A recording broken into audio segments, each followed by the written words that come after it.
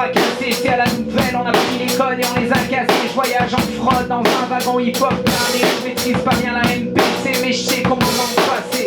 Y'en a, ils voient nos raccourcis. Ça se passe plutôt bien, on a beaucoup travaillé sur toutes les contraintes qu'il y a dues à la crise sanitaire. Donc le fait que les gens qui viennent répéter ici ne doivent pas se croiser, doivent jouer à 1 mètre de distance les uns des autres, que le chanteur ne soit pas en face de ses collègues musiciens pour ne pas avoir les postillons, enfin voilà.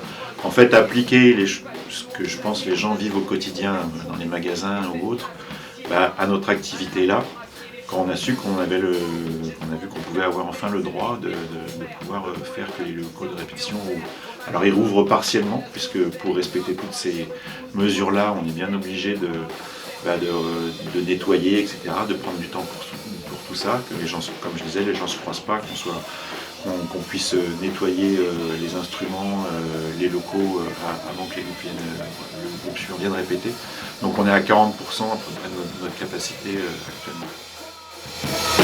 C'est pas l'ancienne méthode.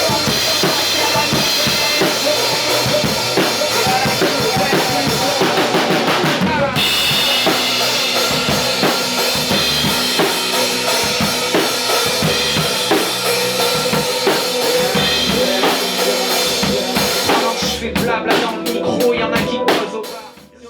Les groupes ont vraiment envie de rejouer. Donc, Voilà, les groupes sont au rendez-vous. Ouais, les groupes sont au rendez-vous, on fait plus de la frustration qu'autre chose. Et en même temps, il y a aussi ils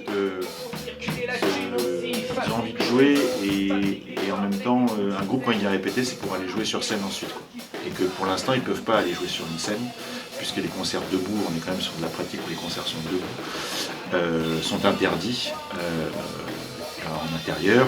Et en extérieur, c'est la limite des 10 personnes maximum, etc. Donc très compliqué de faire un concert en extérieur aussi. Donc quand ils n'ont pas d'objectif derrière de live, ils sont peut-être aussi un peu moins motivés pour venir répéter. Donc c'est plus le côté, je crois, aussi de se retrouver entre potes, certains sont peut-être pas vus depuis un petit moment, et puis voilà, se retrouver. Donc on va voir comment ça va se passer sur la longueur. Il y a l'été après aussi qui arrive, donc c'est aussi un temps où il y a un peu moins de répétitions. Nous, traditionnellement, on ferme au mois d'août, on va voir si on reste ouvert tout l'été. Donc voilà, on avance ensemble en fait avec les musiciens, l'équipe, le conseil d'administration, etc.